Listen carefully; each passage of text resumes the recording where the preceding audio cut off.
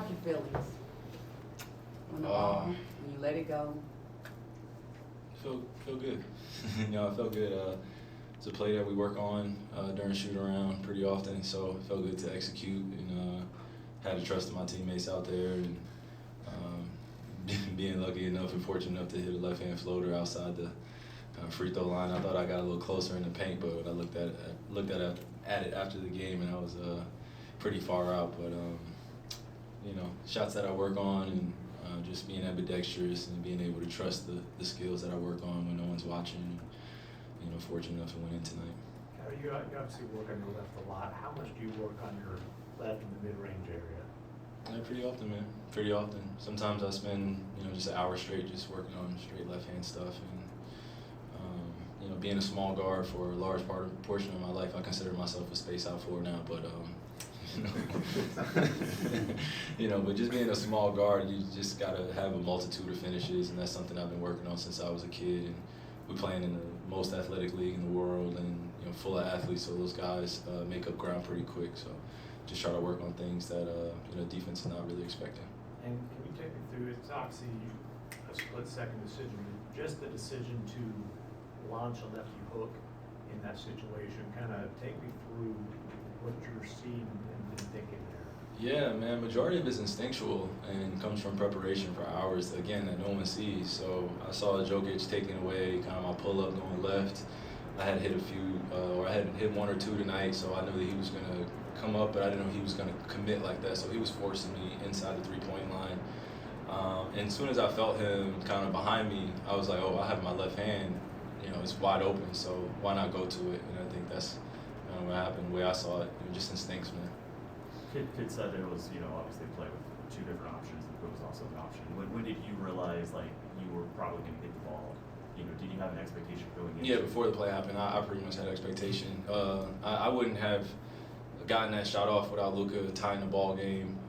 He was unbelievable tonight and making a lot of clutch plays, getting to the free throw line. So I give a lot of credit to him and getting us to that position and then allowing me to get that game winner at the end. It was just a full culmination of a team effort. But that three that he hit to tie the game was just as huge as the game winner.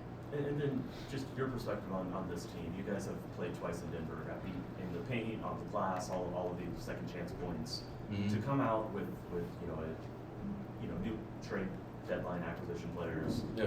But also just continuing to build this identity that you can play, you can bully a team that is usually the opposite. What have you seen that this team is able to do that now? I feel like we match up with pretty much anybody well, especially on the defensive end. We have the ability to switch 1 through 5, and we also have a foundational defense that we've been going to pretty much the whole season. And since I've got here, it's just gotten here. I felt like we've just consistently worked on our communication and then also our trust that we have the intangible skill sets to be able to stop teams, and then we also have the skill sets offensively to dominate teams and really get out in transition and not so much playing half court in the ISO game and just watch me and Luka play. If we get a few fast break points, and again, if we score over 15 fast break points, it's going to be a long night for any team. So I feel like we're playing to our strengths, and then when it gets tough and we face a little adversity throughout the game, we're able to slow the game down, throw it to the post, or go to our common plays. Before Luka missed the other night, 17 in a row you guys have played together, which is the longest since you were traded here. How much does that help, and where do you feel like it looks good, right? Looks good, right? Now that we got a sample size everybody could judge off of instead of every other game. Yeah, no, it feels good to be able to play those amount of consistent games and get a feel for one another and really show what we've been working on in practice too. You guys don't get a chance to see all our practices, and it's me and Luka playing against our second five, but we got a great chemistry, and when we got guys making shots alongside of us, it makes the game a lot easier.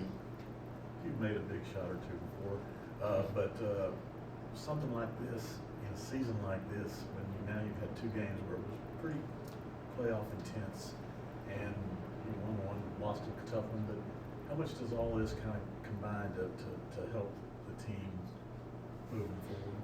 Yeah, I think I can say it after the game now, but before the game, you come in to the arena and you're going against defending champs. It's going to be a tough one, and we dropped last game, and we're kind of fighting for this 6th spot, 7th spot, whatever it is, and it's on your mind. And as a competitor, you want to play well, and especially in a high-intense environment.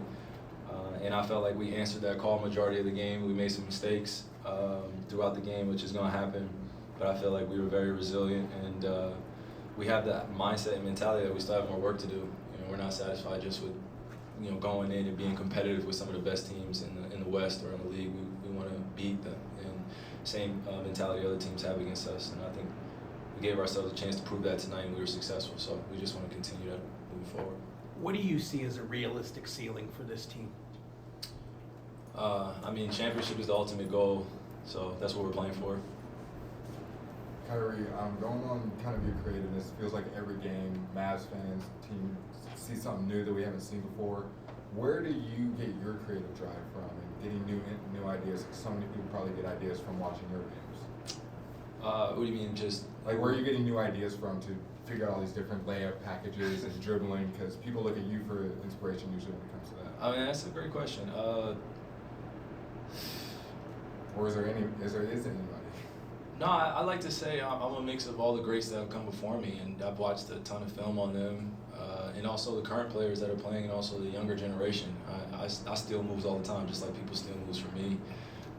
It's just little tricks of the trade, comes with being a professional and also approaching it like an amateur every single day as a student of your craft. And I'm never too great to learn something from someone else, or I'm never too good to learn something from someone else. So I just take that approach, and I watch a ton of guys. I go home right now I'll break my fast in like an hour or so, and I'll just be sitting in front of my computer. My wife will bring me my food, and my kids will be running in and out, but I'll be on YouTube for hours like I used to do when I was a kid, and just create that balanced space where I could go home and get all that competitive drive out, because I do still have adrenaline after games. It's still very competitive. I'm trying to calm myself down right now, even though the game ended like an hour and a half ago.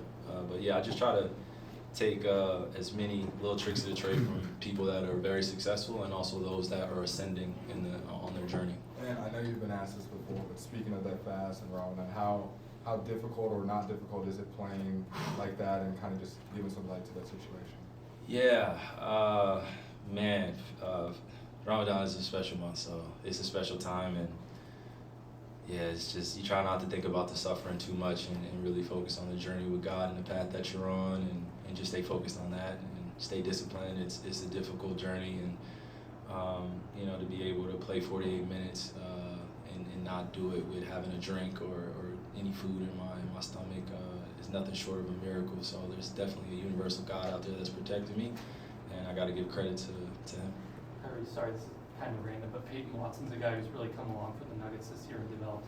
Yeah. He mentioned getting to play with you and some other NBA guys when he was back in high school. What did Peyton say? Huh? What did Peyton say about that day? Well, there were a couple days. He said that once he was able to beat you going back and forth. I know he said that. That's what I'm saying. What did he say? I want to know exactly what he said verbatim. I don't have the. But you don't have to quote. He said the first time it wasn't quite like that, but he was kind of just starstruck to be with you guys. I know. I'll tell you about Peyton, man. I walked into the gym. I'm like, who is this little kid right here that's towering over me, and picking me up dang near at, like above half court, and it was just pickup. But the crowd on the side, it was like a small gym, and they started getting into it, and me and Peyton were going at it for like 8 straight possessions, and I will admit that he scored on me a few times, and we were going at it, and that was kind of my telltale sign that he was going to be a good player in this league for a long time. He had no fear, didn't back down, and he got me better that day. Well, does anything stand out just about the enthusiasm and energy that he plays with? Yeah, no, that's what I'm saying. You're on a random pickup day. You're playing pickup on a Wednesday. You're just trying to get better, master your craft, and here comes Peyton Watson trying to pick you up, dang near 3/4 court. So it gets your wheels going as a competitor, but I'm grateful that he did that because it made me work harder for the rest of the summer, just waiting for those young guys to kind of approach me in that manner. And I relish in those moments too, going against guys that are taller, bigger, faster, stronger, and it only gets me better. Kyrie, first of all, how are you doing after that celebration? Yeah, I'm good, man. I was telling my teammates that me and Keith were like underneath the crowd, like the mob, and just smiling because it was just so exciting, man. We always kind of look at each other, all my teammates and I, we all always look at each other when someone hits a left-hand floater or a left-hand shot, and especially me. So to have a game winner like that was pretty special. I don't take it for granted. Derek Lively said Markeith ran the fastest he's ever seen him run. Yeah. And a couple of weeks ago, you said, we're going to be okay. We're going to be okay. This team has been 5-2 since that moment. What have you seen from this team that you would like to sustain moving forward? Just that same mentality that, whether the game looks really good in the beginning or it's ugly to start off, or we're not hitting shots, or we're not on our defensive assignments, we have to build that resiliency and also persevere through those tough times. We are learning through our adversity, like I said before, and our work is still not done. So we're not satisfied at all, but we also understand that the position race is happening. We don't have to keep talking about it, but every single day is a chance for us to get better and enjoy the journey. We're going to make shots sometimes and then blow teams out, and other times we're going to be in some tough battles, and we just got to be ready to battle for full 48 minutes and live with the results after that. No fear.